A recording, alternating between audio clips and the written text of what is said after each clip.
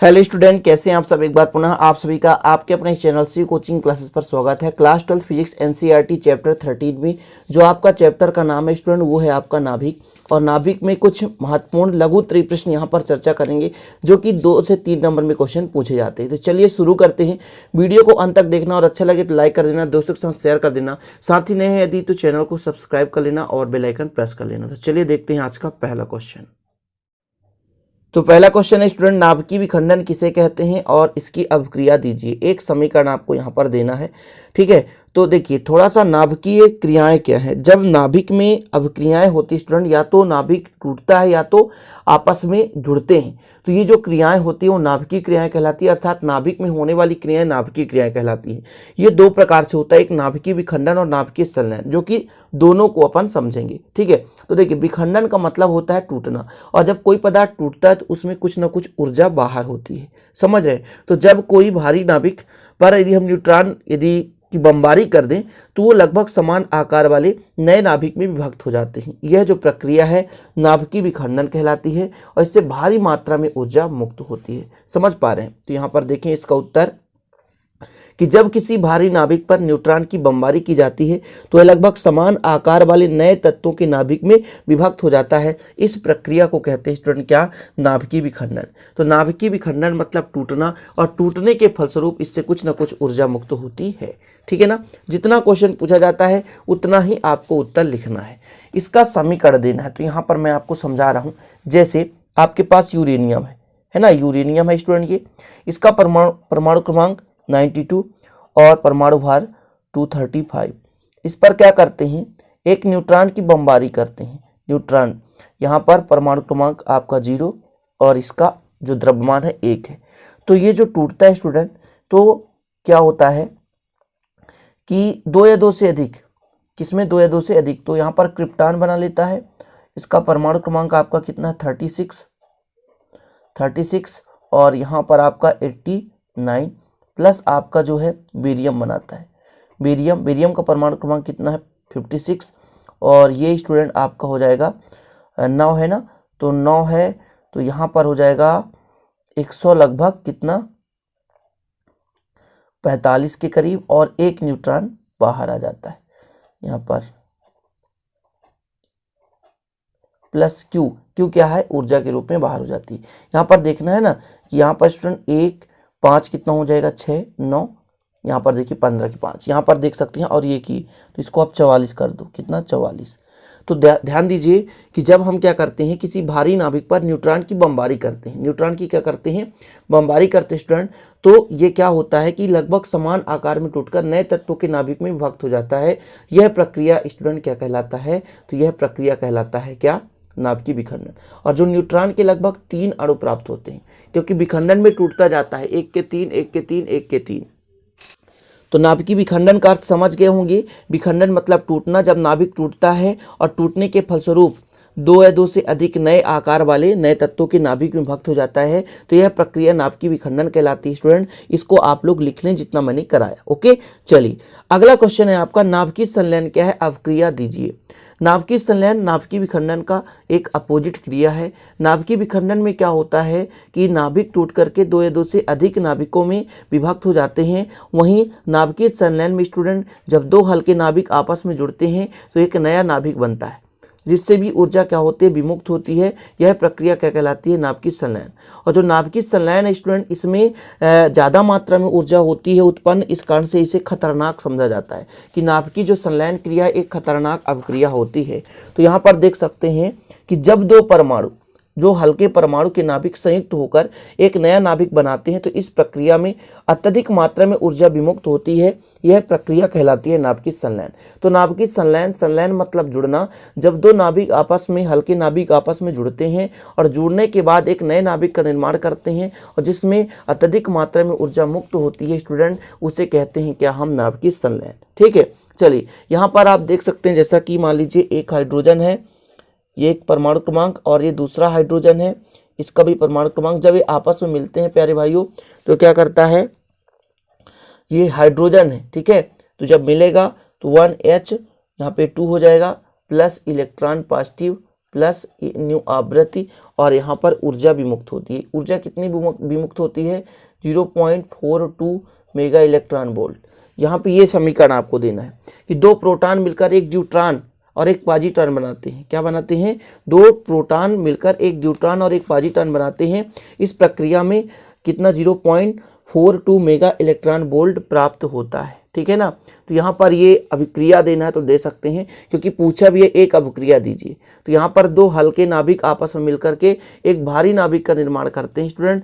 तो इसे क्या बोलते हैं? हम इसे बोलते हैं नाभिकीय संलयन की प्रक्रिया।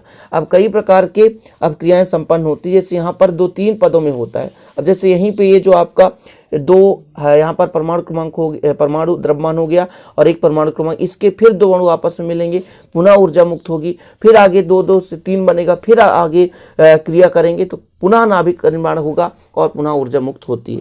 तो यह प्रक्रिया लगातार चलती रहती है और इस प्रक्रिया में भारी मात्रा में ऊर्जा उत्पन्न होता है। इसी कारण से स्टूडेंट अभी तक जो है एक पृथ्वी पर मतलब सुचारू रूप से नाभिकीय संलयन की क्रिया नहीं कराई पाई है। ठीक है ना। तो ये चीजें आपका कंप्लीट हुआ। अगला क्वेश्चन देखिए, नाभिकीय बलों के 2 महत्वपूर्ण गुण लिखना है। यहाँ पर 5 गुण लिख दिए गए हैं, तो आप लोग 2 गुण अच्छे से तैयार कर लो, क्योंकि क्वेश्चन 2 या 3 नंबर में पूछे जाते हैं। ठीक है। यहाँ पर देख सकते हैं नाभिकीय बलों के 2 महत्वपूर्ण गुण। पहला गुण है नाभिकीय बल आकर्षण बल होता है, मतलब एक दूसरे को आकर्षित करने की क्षमता रखता है। ये बल आवेश पर निर्भर नहीं करता। आवेश पर जो निर्भर करता है उसे कूलाम आकर्षण बल कहते हैं, उसे नाभिक बल नहीं कहते। ठीक है। तो नाभिक बल भी एक आकर्षण बल है स्टूडेंट, लेकिन ये आवेश पर डिपेंड नहीं करता। इसमें जरूरी नहीं कि आवेश होगा तभी इस पर बल कार्य करेगा, क्योंकि आवेशों के बीच लगने वाला बल कूलाम आकर्षण बल होता है। ये बल अत्यंत लघु परास बल है, मतलब इनकी जो तीव्रता वो कम होती है। ठीक है। मतलब इनमें लघु परास का मतलब क्षेत्र स्टूडेंट, क्षेत्र। ठीक है ना। अगला है अत्यंत तीव्र बल है। तीव्र मतलब आकर्षित करना और परास मतलब क्षेत्र होता है। ठीक है। तो लघु परास यानी छोटे से क्षेत्र वाला बल है और अत्यंत तीव्र है, मतलब तीव्रता के साथ आकर्षित करता है। ये बल केंद्रीय बल नहीं है, तो इनको आपको कोई 3 तो भी तैयार कर लेना है कि नाभिकीय बल आकर्षण बल होते हैं, मतलब आकर्षित करते हैं। ये बल आवेश पर निर्भर नहीं करते। ये बल अत्यंत लघु परास बल होते हैं और ये अत्यंत तीव्र बल है, और ये बल क्या है? केंद्रित बल नहीं होते। ओके। इसके बाद अगला क्वेश्चन है आपके लिए, यहाँ पर समस्थानिक और समभारिक को समझाइए। ये तो आप 9th से पढ़ते आ रहे हैं, 11th में भी पढ़े होंगे। समस्थानिक और समभारिक किसे कहते हैं? देखिए, समस्थानिक जिसमें परमाणु क्रमांक समान होता है, समभारिक जिसमें परमाणु द्रव्यमान समान होता है। समझ रहे हैं ना। तो समस्थानिक क्या कहलाता है? ऐसे भिन्न भिन्न तत्व जिनके परमाणु क्रमांक, या एक ही तत्व के ऐसे अलग अलग परमाणु जिनके परमाणु क्रमांक समान किंतु परमाणु भार भिन्न भिन्न होता है, वो समस्थानिक कहलाता है। समझ रहे हैं मैं क्या कह रहा हूं? कि जैसे मान लीजिए परमाणु क्रमांक जिनके समान हो, परमाणु क्रमांक समान हो, तो आप लीजिए क्लोरीन के 2 परमाणु क्रमांक, यहाँ पर क्लोरीन 17, यहाँ पर उदाहरण के रूप में लिख सकते हैं एग्जाम्पल, क्लोरीन के समस्थानिक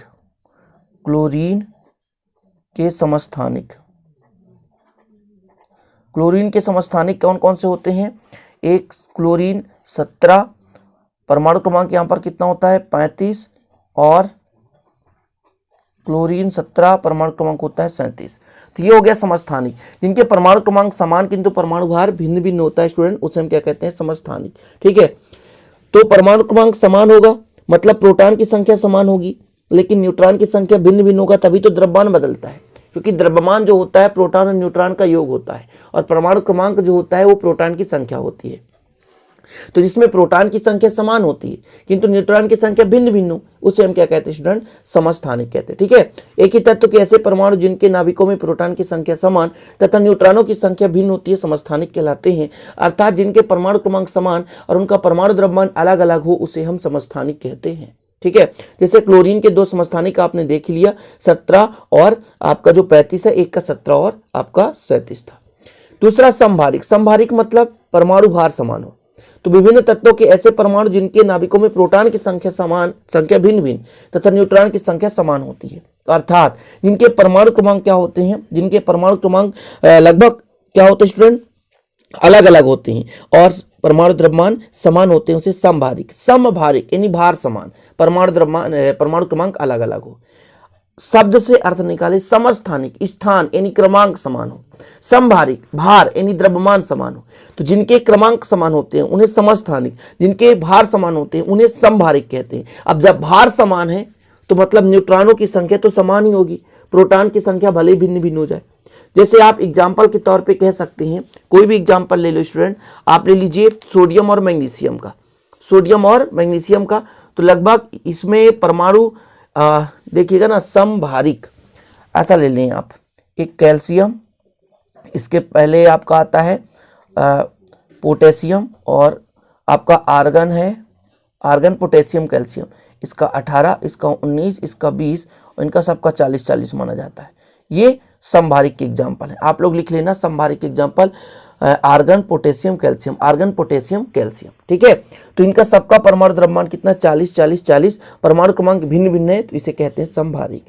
इसके बाद स्टूडेंट आज का लास्ट क्वेश्चन है नाभिकीय विखंडन और नाभिकीय संलयन में अंतर। तो ये मैं यहाँ पर है ना रख देता हूँ, इसे आप लोग स्क्रीनशॉट कर लें, बाकी आप लोग इसकी परिभाषा समझ ही गए होंगे कि नाभिकीय विखंडन में क्या होते हैं। एक नाभिक पर जब अल्फा कणों की बौछारें न्यूट्रॉन की बमबारी की जाती है स्टूडेंट, तो न्यूट्रॉन की बमबारी की जाती है, अल्फा कण नहीं, ठीक है। तो न्यूट्रॉन की बमबारी की जाती है तो दो हल्के नाभिक में टूट जाता है, दो से अधिक भी नाभिक बनाता है और ऊर्जा मुक्त करता है, उसे नाभिकीय विखंडन कहते हैं।